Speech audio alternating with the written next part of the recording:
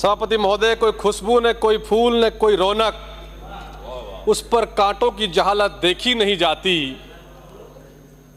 हमने खोली थी इसी बाग में अपनी आंखें, हमसे इस बाग की हालात देखी नहीं जाती। जैसी हालात 8 महीने में बनी इस बाग की। माननीय सभापति महोदय, बिजली पर चर्चा हो रही है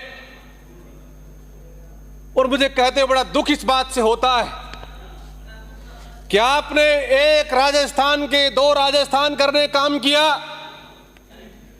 80% राजस्थान गांव में बसता जिसको आपने यात्रा देने काम किया, और 20% राजस्थान शहरों में बसता है।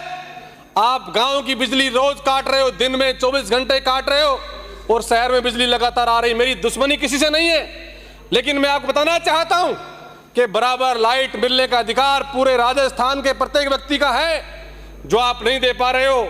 माननीय सभापति महोदय, क्या गलती है उन लोगों की कि जिन्होंने आपको वोट देकर सरकार में बैठाया? क्या गलती उन लोगों की जिन्होंने वोट देकर के आपके 14 सांसद जिताकर भेजा? क्या ये गलती है उनकी कि 11 सांसद आपके हरा के भेज दिए? आप बिजली देना नहीं चाहते हो, गांव का व्यक्ति परेशान हो रहा है। आप चाहे किसी तरीके की व्यवस्था करें, कैसे बिजली खरीदें, लेकिन गांव में बिजली देने की आज आवश्यकता है। क्योंकि किस प्रकार से महिला, किसान, बेरोजगार नौजवान तकलीफ में होता है जब घर पहुंचता है और रात के 2-2 बजे तक फोन करता है, और हम सब लोग इस सदन में बैठ करके बढ़िया ठंड गरम इस सदन का आनंद ले रहे हैं। मुझे ये बात कहते कति अफसोस नहीं है कि हम लोग यहाँ ठंड में बैठे, यहाँ बैठने का हमें कतई अधिकार नहीं है जब तक हम लोग गांव को पूरी बिजली नहीं दे पाए।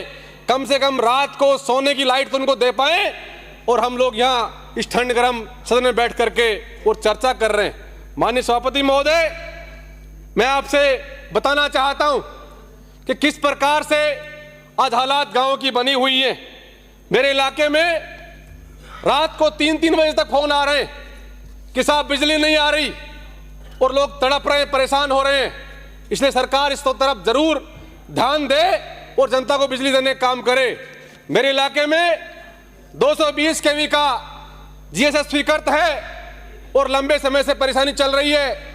किसान को बिजली नहीं मिल पा रही, बार बार ट्रिपिंग हो रहा है, और किसान को 220 बिजली वोल्टेज मिल रहा है, जिससे किसान की मोटर जल रही सीजन के टाइम पे, और किसान को कितनी परेशानी झेलनी पड़ रही है। इस तरफ ध्यान देने की हमें आवश्यकता है।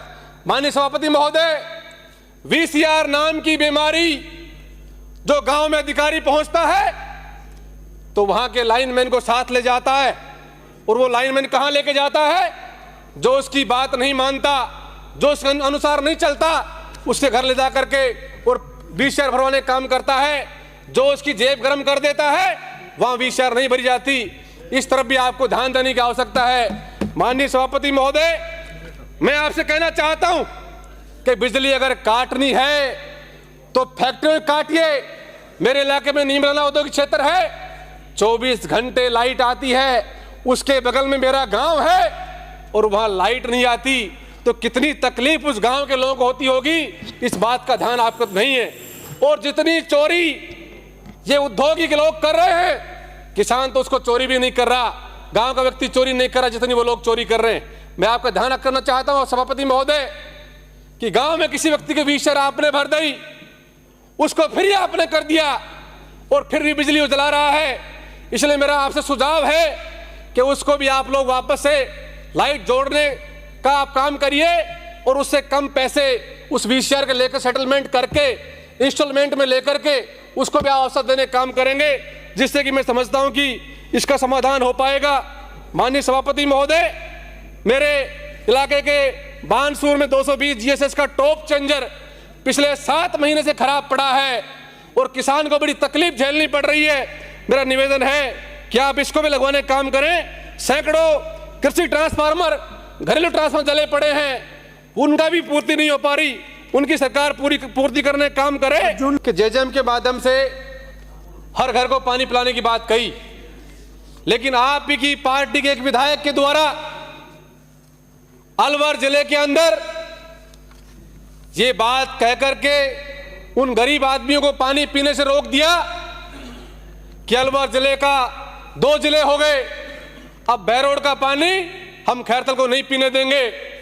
15 गांव के लोगों को प्यासा मारने के जिम्मेदार आप ही के पार्टी के विधायक, और आप लोग चुप बैठे। क्या ये हो सकता? कैसे आप लाओगे चंबल का पानी?